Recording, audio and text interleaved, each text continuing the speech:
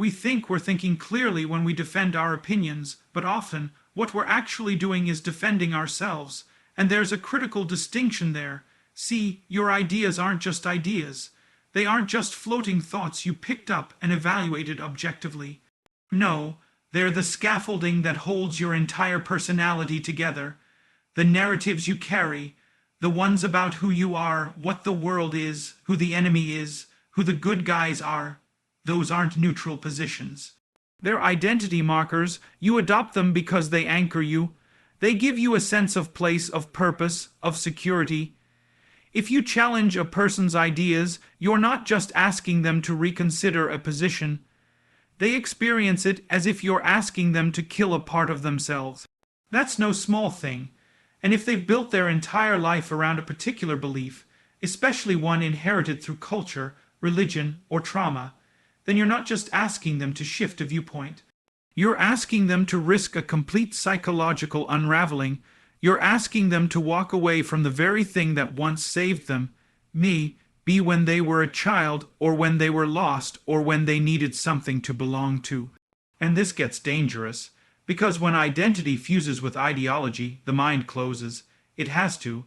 It can't afford to listen anymore, because to listen is to risk discovering a crack in the foundation. And cracks make people vulnerable. But the real threat is that those cracks let the truth in, and truth, it's relentless, it's inconvenient, and above all, it's not interested in protecting your self-image. I worked with individuals who would rather lose everything, jobs, relationships, peace of mind, than admit they might be wrong about a deeply held belief. One man I counseled was absolutely entrenched in the idea that he was a victim of every system. His family, his workplace, his government. And perhaps at one point there was some truth to it, but that belief hardened into identity. He became the victim. And the moment you become your pain, your story, or your belief, you make yourself unchangeable. You become fossilized in a moment that should have been temporary. There's an unbearable intimacy to confronting yourself. It requires dismantling the story you tell about who you are. And that takes not just bravery, it takes responsibility.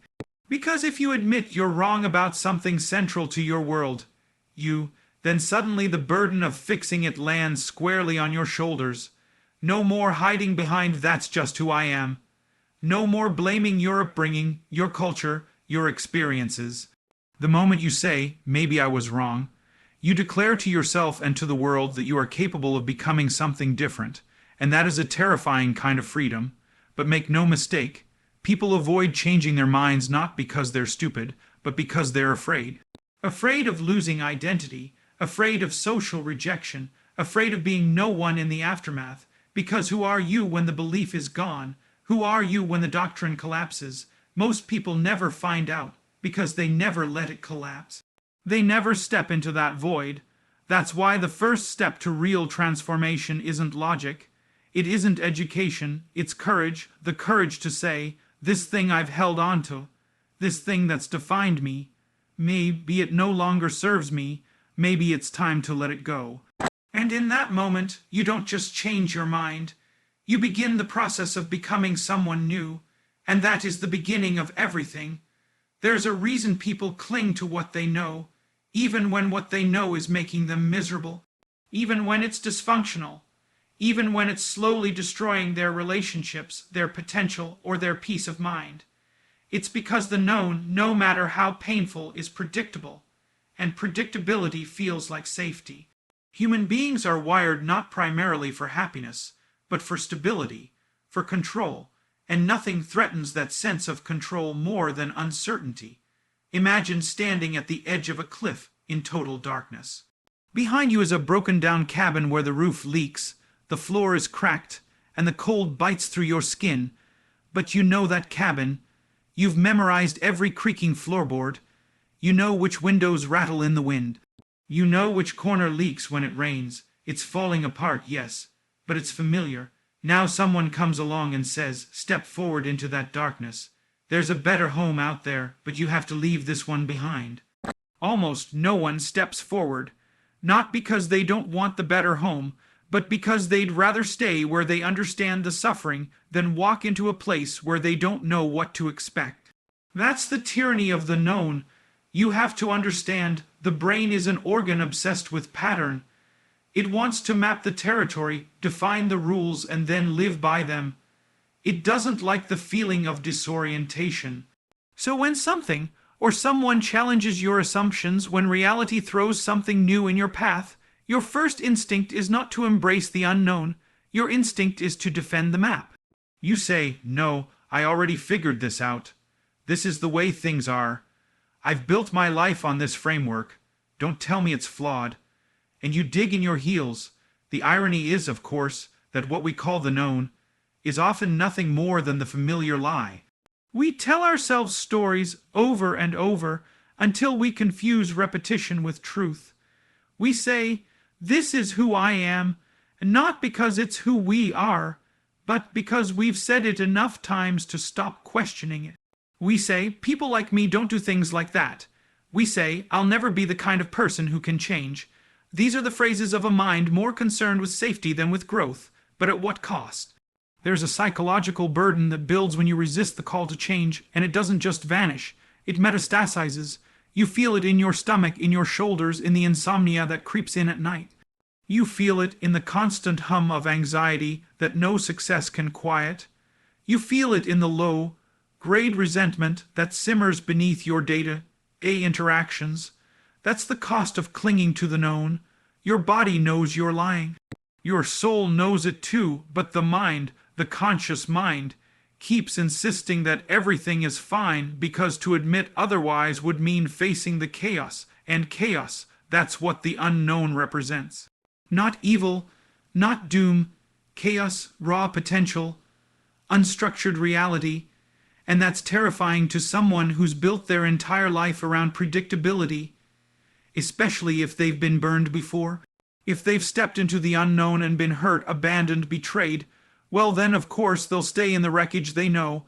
At least here they can brace for the next blow, but here's the thing, staying in the known doesn't protect you from pain. It just guarantees that your pain will be predictable.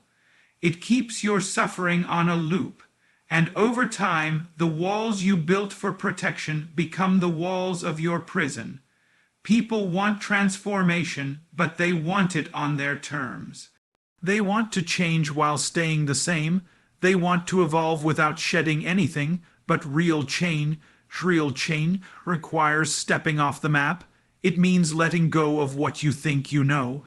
It means daring to believe that something better might exist outside the fortress you've built around your world. And that's why changing your mind is so difficult. Because it's not just a mental shift. It's an act of courage, a willingness to lose the ground beneath your feet for a while, a willingness to rewrite your story without knowing how the next chapter ends. And there are very few things in this world harder than that. People don't just fear being wrong. They fear being left alone because they were wrong. There's a deep, primal terror that comes with stepping outside the bounds of group consensus. In the ancient world, exile wasn't just a punishment, it was a death sentence. To be cast out of the tribe meant being vulnerable to predators, starvation, and the cold. It meant losing your name, your safety, your place in the world, and that evolutionary imprint has never left us. It still lives inside the nervous system. It's why people will sacrifice truth for belonging, because belonging feels like survival. When you change your mind about something important, something that challenges the shared assumptions of your group, your family, your friends, your community, you risk being seen as a traitor, not just wrong, but dangerous.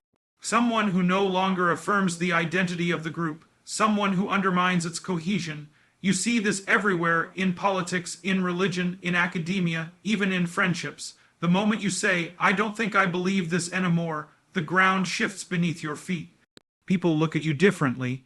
They stop trusting you. Some stop talking to you entirely. It's not just rejection. It's social death. And that kind of loss cuts deeper than most people are prepared for. I've seen people stay quiet in rooms where their soul was screaming, just to avoid that fate. I've watched brilliant minds pretend to agree with things they knew were wrong, because they couldn't bear to lose the approval of the people around them. And I've seen what that does to a person. It eats away at them. It fractures their sense of self, because there's something corrosive about betraying your own mind just to be accepted by others.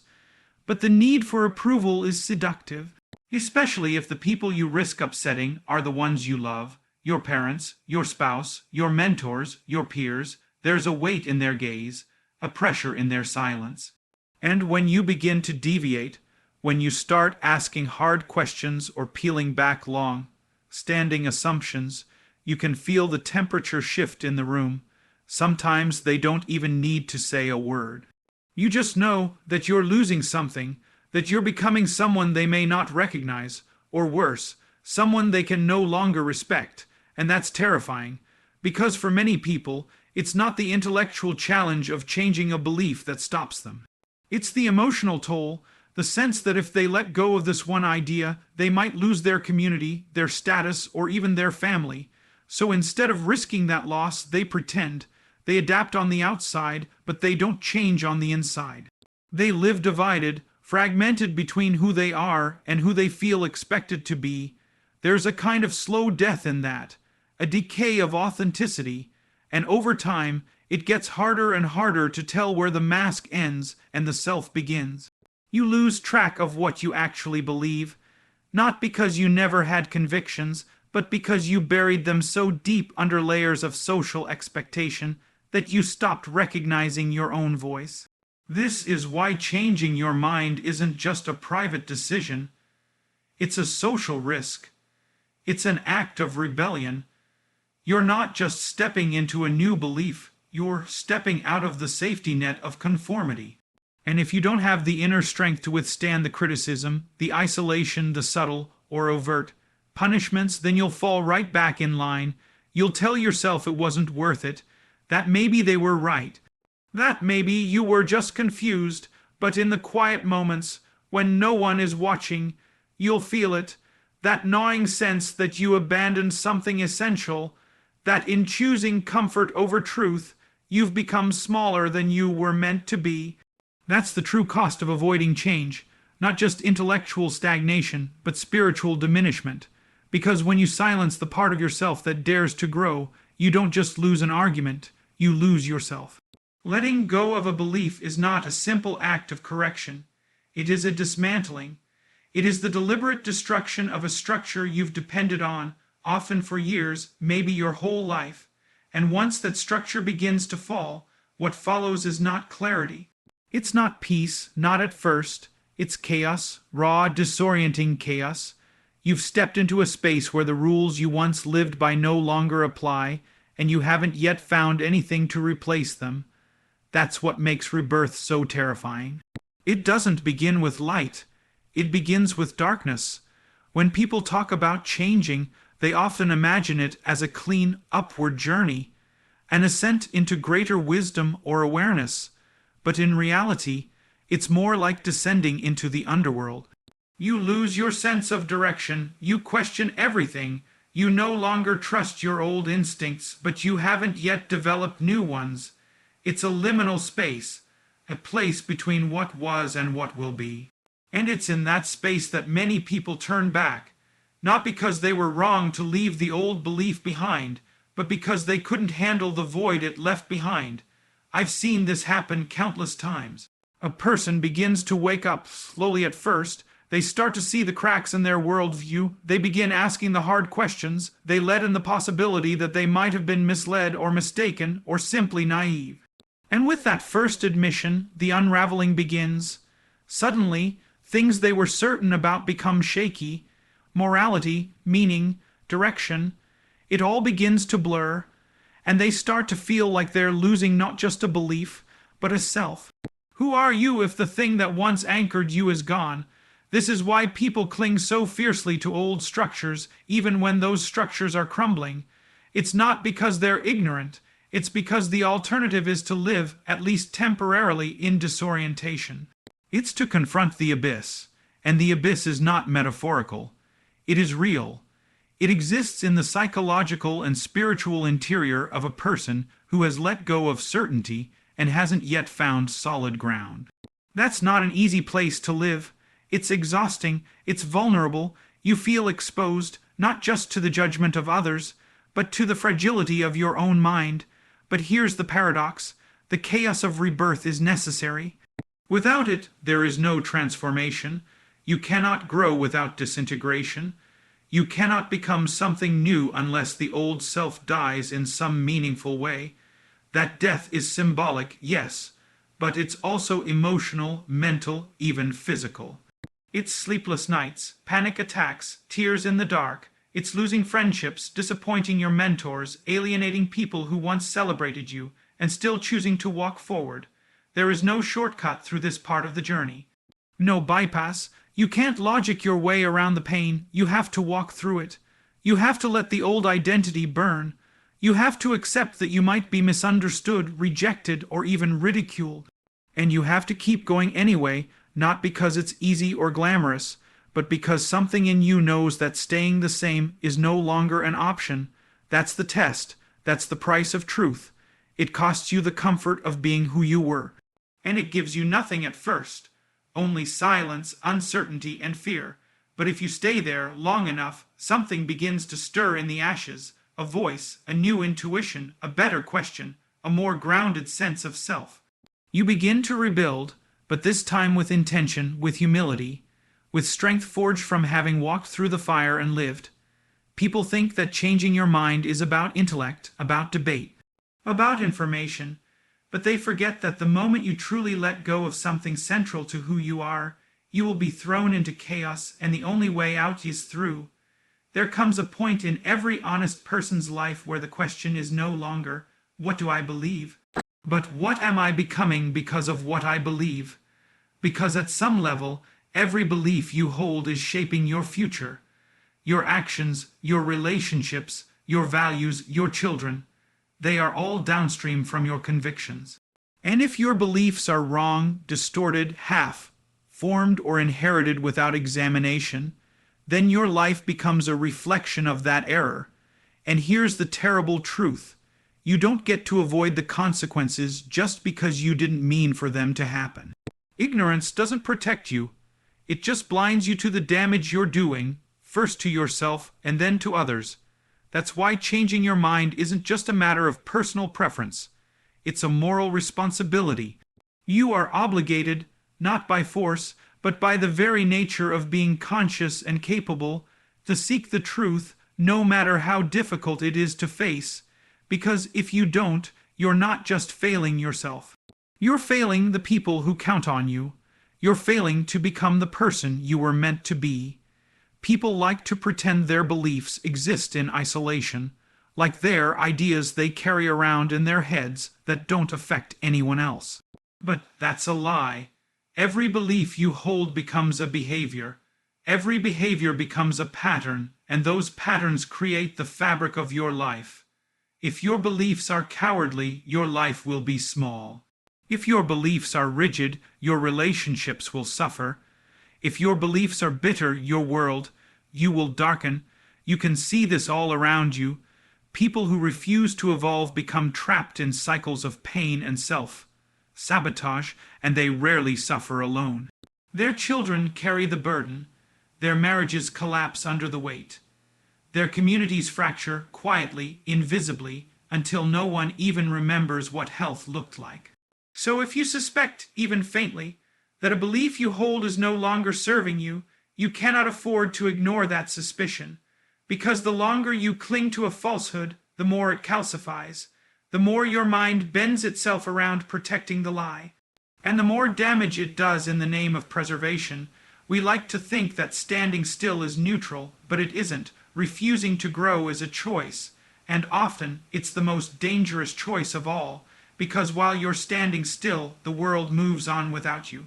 You become obsolete in your thinking, you become less useful, less honest, less capable, and when the inevitable moment comes, when life demands more from you than your old self can give, you'll find yourself unprepared. And deeply ashamed, the terrifying part is, growth requires humility. It means being willing to say, I was wrong, and not just once, but repeatedly. It means reevaluating beliefs that gave you comfort, control, and community. It means starting over, not because you want to, but because staying where you are would be a betrayal of what's possible in you.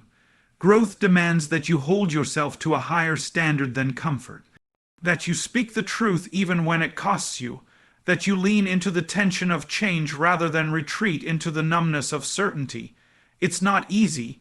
No one said it would be. But there's a deep, sacred dignity in doing the hard thing for the right reason. When you choose to confront your own ignorance, when you choose to evolve even when it hurts, you become a beacon. You show others that it's possible to break free of mental prisons. You show your children what courage looks like. You become someone others can rely on, not because you have all the answers, but because you're brave enough to keep searching for them. Changing your mind might seem like a small thing, but in reality, it is an act of moral courage. It is the decision to become someone who does not just inherit truth, but earns it. Someone who refuses to live by old stories just because they're familiar. Someone who chooses integrity over ego, truth over safety, and growth over the illusion of certainty. That's not just a personal journey. That's a sacred responsibility. So if you find yourself trembling on the edge of a new thought, unsure, uncertain, afraid, know this, that fear is not a signal to retreat. It's an invitation to become, to let the old scaffolding fall and to step, even with shaking legs, into something more honest, more whole, more alive.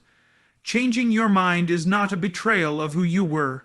It's a declaration of who you're willing to become. You were not born to stay comfortable.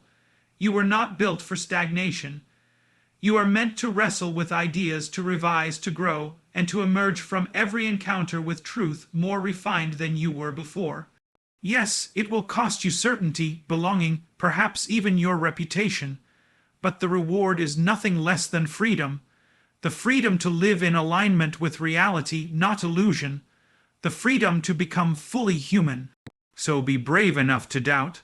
Be humble enough to listen. Be strong enough to change, because the world does not need more people who are loud in their certainty. It needs people who are honest in their becoming.